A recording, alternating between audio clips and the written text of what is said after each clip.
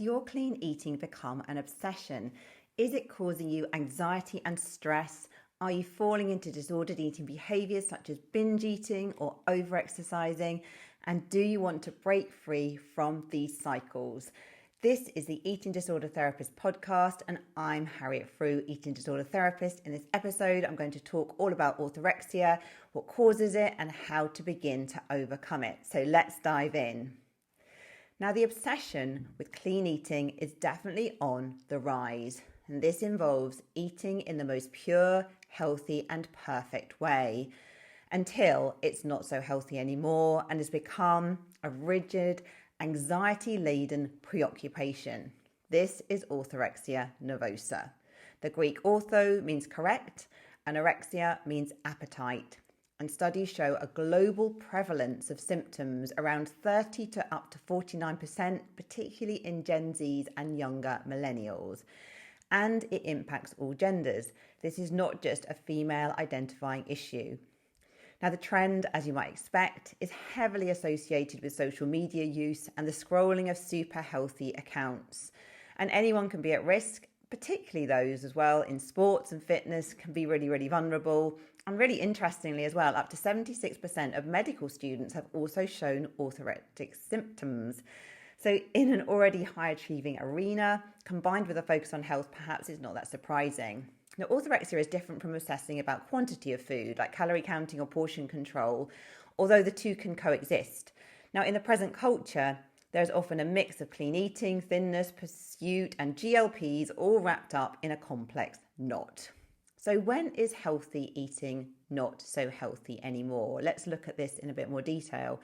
So orthorexia often begins with a well-intentioned healthy eating plan, and that early honeymoon period can feel invigorating, purposeful, like you found the thing. Food rules often progress though in intensity, starting with the healthy zone, but then galloping towards elimination of all food groups, things like dairy or grains, and it can also mean avoidance of anything non-organic or with artificial additives. It can involve cutting out ingredients such as fat or sugar.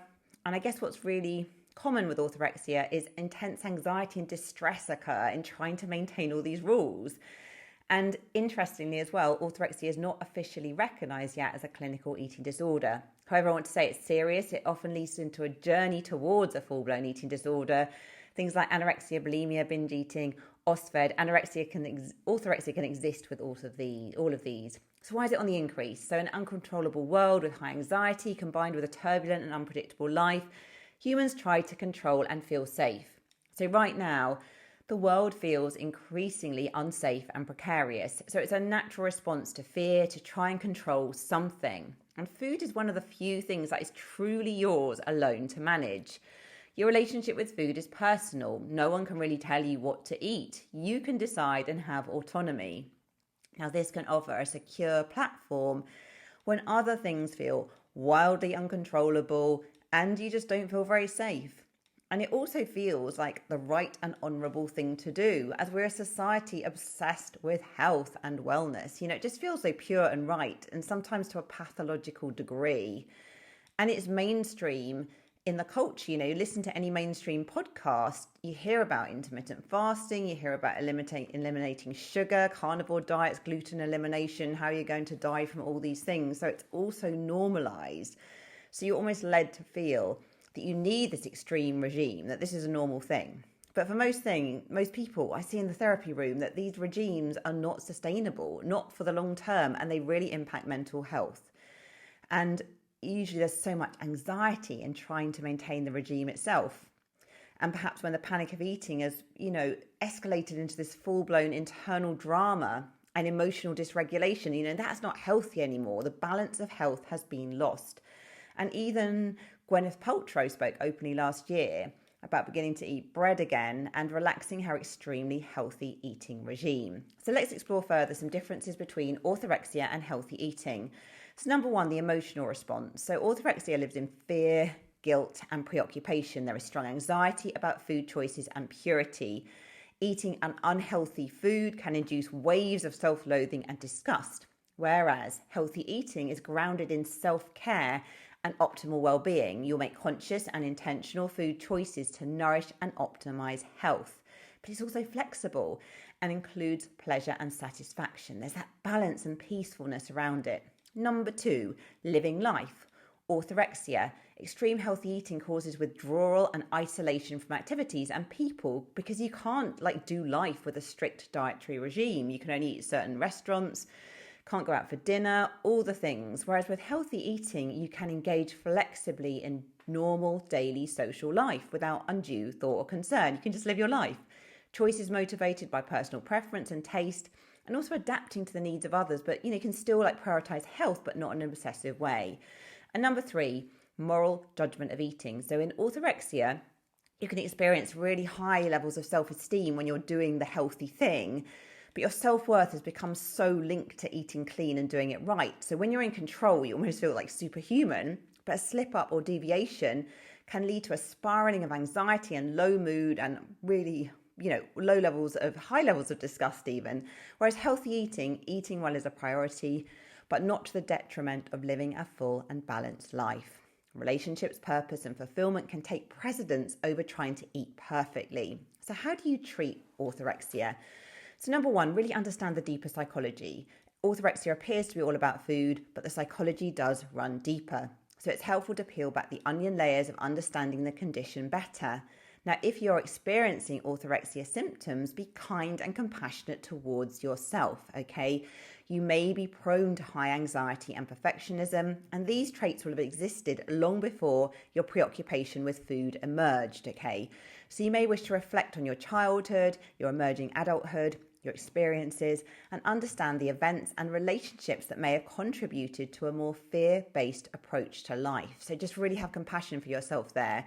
And you might reflect on your need to be perfect and the origins of this, because perfectionism is often rooted in not feeling good enough and a coping strategy to feel safe and to protect yourself from possible abandonment or rejection. So helpful to reflect on all these things. And maybe in your core, you don't feel good enough. You feel unlovable, unworthy. Number 2, a trigger event. Secondly, there could have been a trigger event or trauma that pivoted you into the orthorexia space. Now, I know Gwyneth Paltrow experienced her dad's ill health, likely amongst many other complexities and life nuances. I don't really know her story, but all of this could have understandably impacted the journey towards a health obsession. So what about you? Did you experience a life transition, a bereavement, a change, a relationship breakdown, or something else which impacted your feelings of safety, okay? Understanding these deeper layers can be an important part of the change process. And you can begin to offer yourself compassion and self-kindness along with understanding, really getting to the roots there. And you can start to consider then other ways to find safety in your life without trying to control food. So is there anything that needs changing in your relationships or environment? Maybe other things are needing to be worked on. And number 3, the present maintenance of the orthorexic cycle. So it's helpful to understand what keeps orthorexia going. So you may experience perpetual thoughts and beliefs about food, keeping you in a cycle of food avoidance. And you may be immersed down social media rabbit holes that fuel your food fear daily. So you may need support in challenging these beliefs and begin to create new and rational ones. And you may need to consider what healthy eating might really look like and to honestly call out the not so healthy orthorexic patterns that are taking over. And you might need to learn to introduce a wider variety of foods in a gradual and experimental way so you can do it with some safety. Now, this work can feel hard and you may wish to seek out therapy for support, but it is possible to recover from orthorexia and to find peace and contentment in your relationship with food. So don't give up and be patient and kind with yourself in the process. So do you relate to this? Do you practice clean eating yourself? Do you feel that it's got out of control? Do let me know in the comments. I would love to hear from you. Thank you so much for listening and watching the Eating Disorder Therapist podcast. And I look forward to sharing another episode with you very soon. And you might be interested in my Food Freedom app to really heal your relationship with food. And the link is in the show notes or underneath here if you're on YouTube. Thanks for watching.